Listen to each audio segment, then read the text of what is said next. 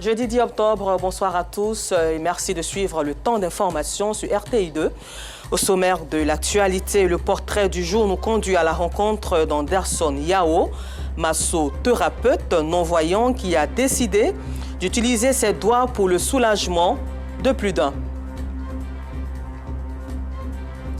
Et puis, hors de nos frontières en Iran, l'ONG Iran Human Rights annonce la mort de 12 personnes par pendaison hier mercredi 9 octobre, veille de la journée mondiale contre la peine de mort. Encore merci à vous d'être des nôtres sur RTI2 pour le temps d'information. Nous passons tout de suite à notre rubrique du jour.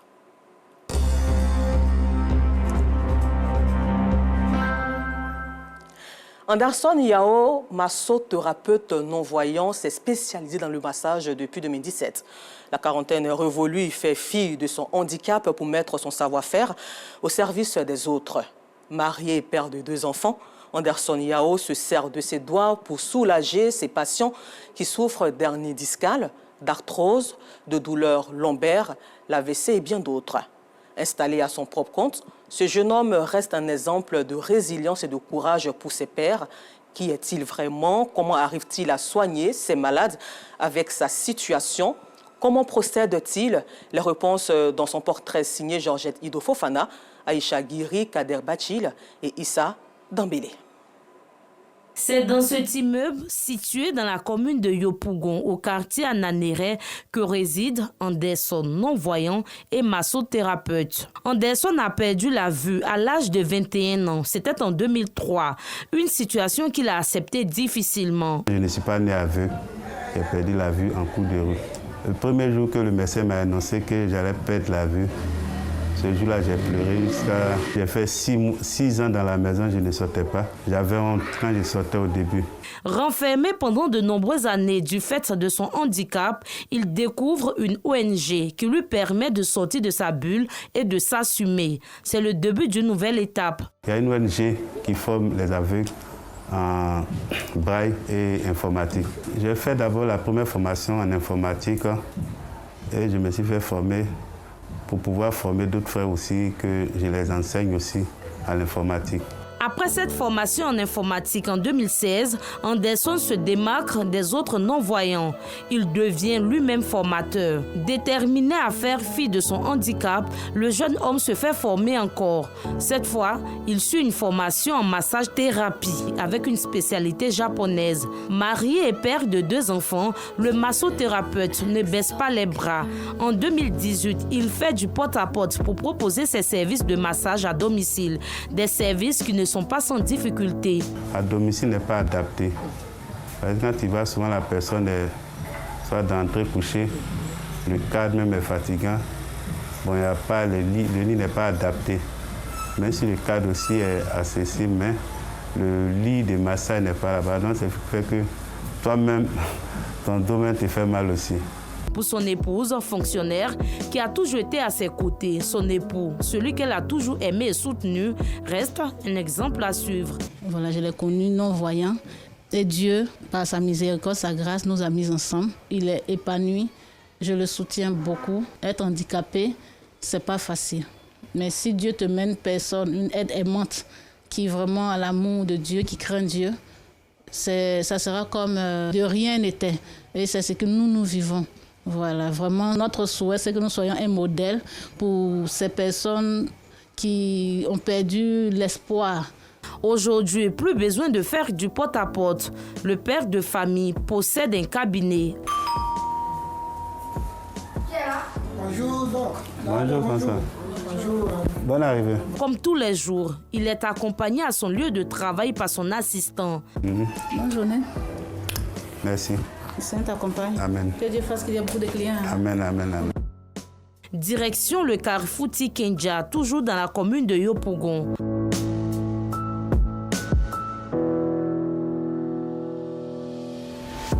C'est ici qu'il fait des merveilles avec ses doigts. Bonjour, monsieur, dame. Le docteur est là. Ça va ici? Oui. Merci. Bonjour, Christelle. Ça va ici? Ils sont un peu plus de 15 patients qui attendent d'être soulagés par son massage. Il soulage ceux qui souffrent de cervicalgie, dorsalgie, lombalgie, de l'hernie discale, de l'arthrose, de l'AVC et bien d'autres. Avant d'entamer le massage, Anderson confie ses patients au Seigneur. Père, nous te bénissons, te rendons toute la gloire, que ton nom soit béni, que ton nom soit élevé, parce que tu es Dieu, tu es au-dessus de toutes choses.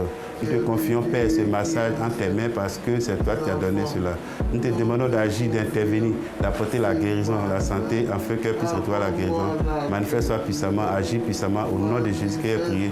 Nous te remercions, au nom de Jésus. Cette sexagénaire souffre d'un AVC, accident vasculaire cérébral. Après des séances de massage, elle recouvre la santé petit à petit. Avant, quand elle venait, elle ne pouvait pas s'arrêter seule, sans déambulateur. Ça commence à aller. Elle a la 12e séance. La massothérapie ou le massage qui soigne vise à soulager les tensions musculaires, à favoriser la circulation sanguine. En plus des pommades, le non-voyant utilise un vibromasseur pour stimuler les muscles et les nerfs.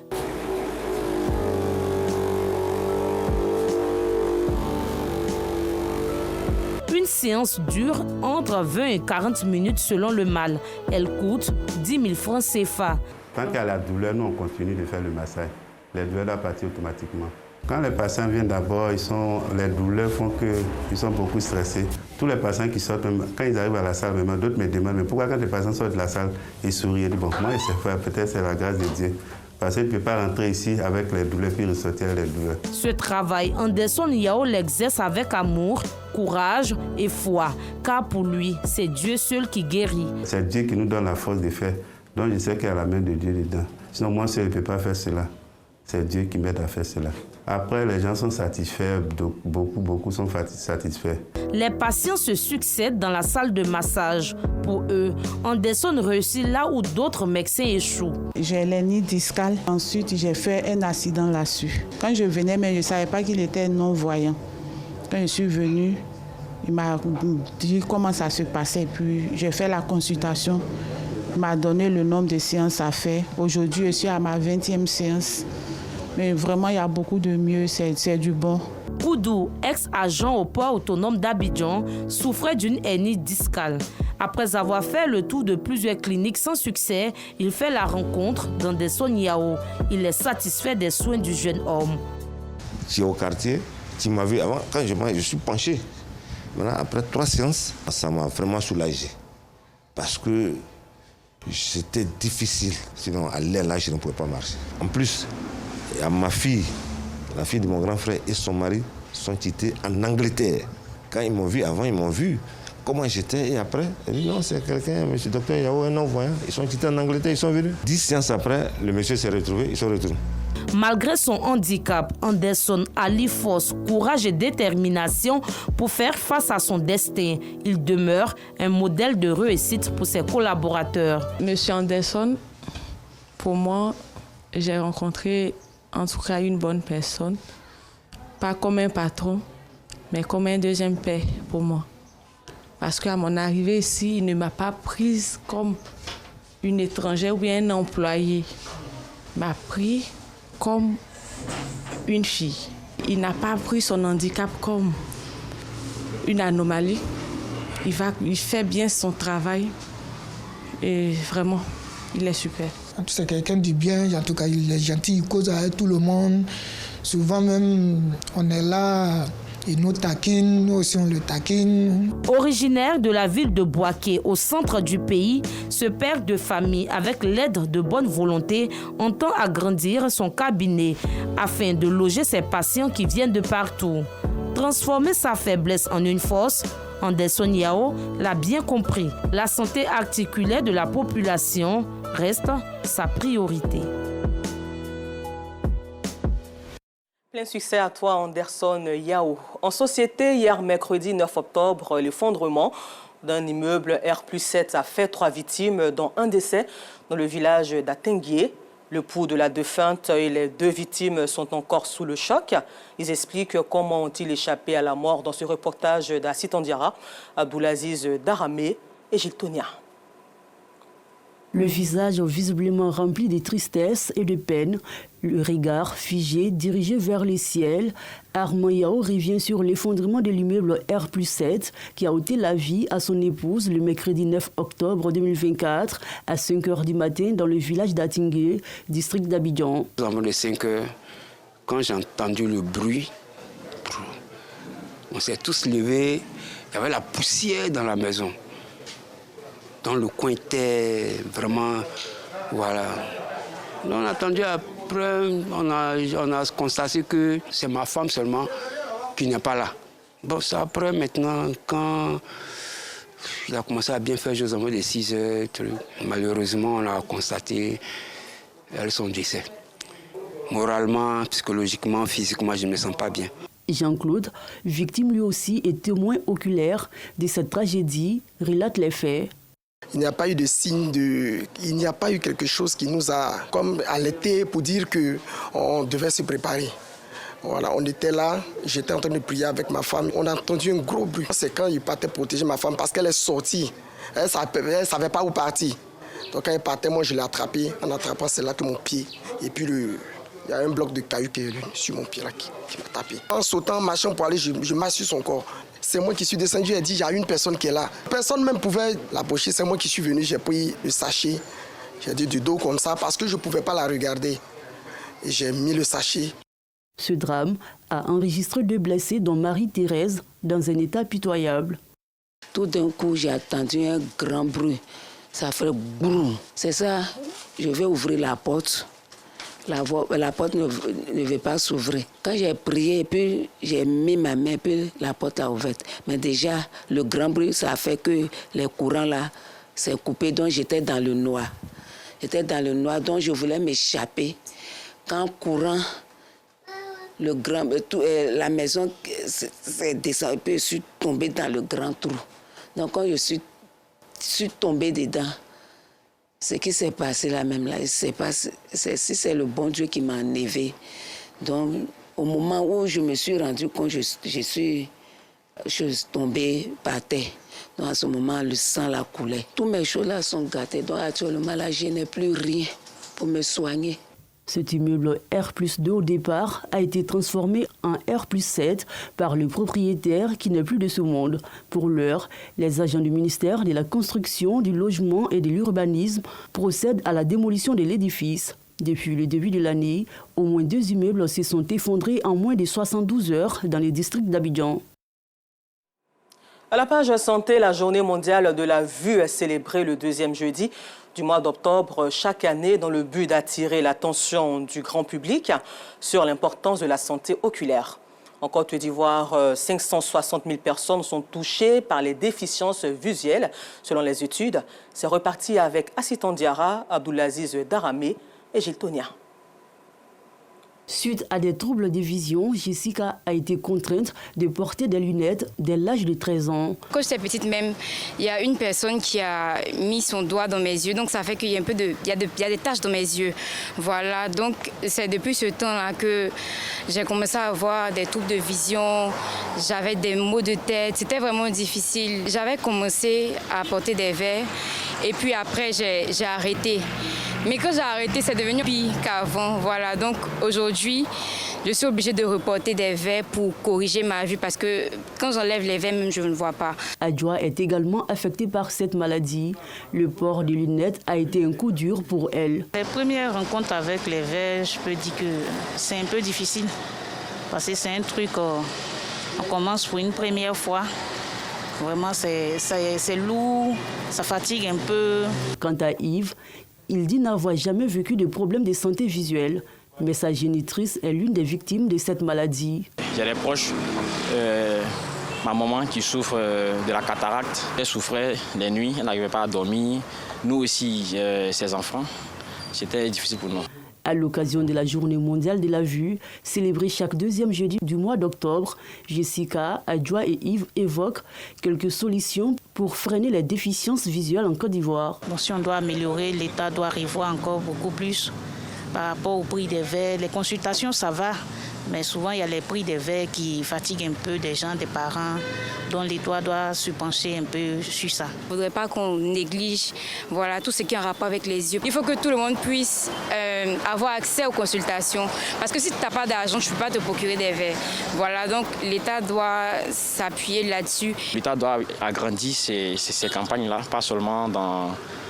Il faudrait que ça soit périodique, que ça soit continu, chaque jour, même dans les écoles. Selon l'Organisation mondiale de la santé, environ 285 millions de personnes souffrent de handicap visuel dans le monde. La Journée mondiale de la vue est initiée dans le but d'informer et sensibiliser les populations sur la santé visuelle afin de lutter contre cette pathologie. Octobre Rose, la radio-télévision ivoirienne RTI s'intéresse aussi à la lutte contre le cancer du sein et du col de l'utérus. Ce jeudi 10 octobre, ce sont plus de 100 femmes du groupe RTI qui ont répondu présentes au rendez-vous du dépistage précoce qui se tiendra sur 2 jours, du 10 au 11 octobre, dans les locaux de la RTI Cocody. Et de plateau, Aïcha Guiri et Laurence Kakra nous en disent davantage. En ce mois d'octobre dédié à la sensibilisation et à la lutte contre le cancer du sein, la RTI Radio-Télévision ivoirienne joue sa partition. En collaboration avec l'Association des sages-femmes ivoiriennes, elle a organisé dans ses locaux une campagne de sensibilisation et de dépistage gratuit de cette pathologie qui touche le plus de femmes dans le monde en général et en Côte d'Ivoire en particulier. En 2020, selon des chiffres officiels, le pays a répertorié 3306 nouveaux cas et 1785 décès liés au cancer du sein. Fatoumata, agent de la RTI, n'a pas voulu manquer ce rendez-vous. Je suis très ravie de participer à ce dépistage sur le cancer du sein parce qu'on sait qu'aujourd'hui, c'est une maladie qui vit silencieusement et qui fait beaucoup de dégâts. Donc, c'est pourquoi je suis venue participer à cette séance de dépistage. Comme Fatoumata, d'autres femmes de la RTI ont saisi cette opportunité pour connaître leur état de santé et savoir si elles présentent des signes de cancer du sein et du col de l'utérus. À leur disposition, des agents de santé venus pour le dépistage. Vous mettez vos seins à nu, sans soutien. Si vous voulez palper le sein gauche, alors vous allez prendre par exemple la main droite et vous allez la mettre sur la tête comme ça. Et c'est la main gauche qui va palper le sein droit, en pensant déjà que le sein est divisé en 4. Et à chaque partie, vous appuyez 1, 2, 3 et 4 dans la paume. Et ça, vous le faites chaque mois après les règles. Aux côtés de la RTI, l'Association des sages-femmes ivoiriennes. Ses membres ont sensibilisé les femmes à l'importance du dépistage précoce des cancers du sein et du col de l'utérus. Nous demandons à toutes les femmes de se faire dépister et au-delà du dépistage, encourager la vaccination des jeunes filles de 9 ans. À la faveur de la campagne Octobre Rose, nous, en tant que professionnels des médias, nous ne pouvons pas rester de marbre. Nous sommes résolument engagés à mettre en valeur tout ce qu'il y a comme information en ce qui concerne le cancer du sein d'abord. Au-delà du cancer du sein, on a aussi le col de l'utérus. Dépister tôt, le cancer du sein se guérit, le cancer du col de l'utérus se guérit. Kofi Hubertson Essi, représentant le directeur général par intérim de la RTI, accompagnait l'initiative. L'entreprise RTI, entreprise citoyenne, joue sa partition pour que le message soit porté à l'ensemble des populations. À l'ensemble des populations pour permettre aux femmes d'aller vers les centres de santé, d'aller se faire consulter, d'aller se faire dépister et après de se prendre en charge. Ce sont plus d'une centaine de femmes qui ont été dépistées ce jour. Cette campagne se tiendra sur 2 jours dans les locaux de la RTI, à Cocody et au Plateau.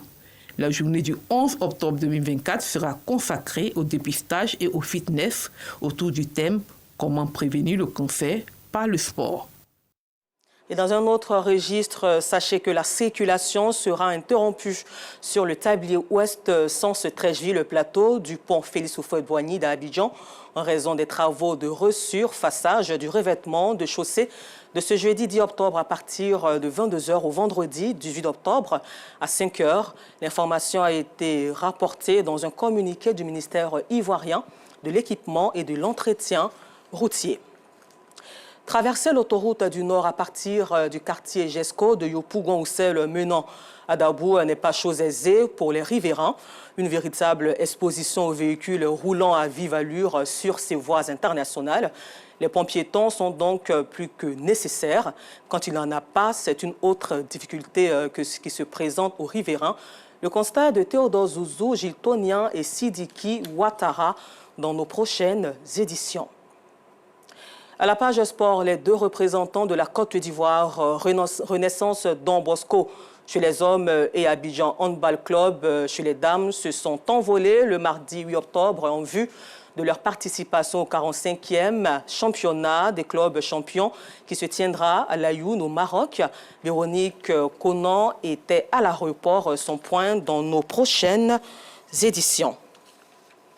Et puis terminons ce temps d'information en Iran où selon l'ONG Iran Human Rights, 12 personnes ont été pendues hier mercredi 9 octobre à la veille de la journée mondiale contre la peine de mort. D'après le décompte de l'ONG, 532 personnes, dont un mineur et 18 femmes, ont été exécutées en 2024.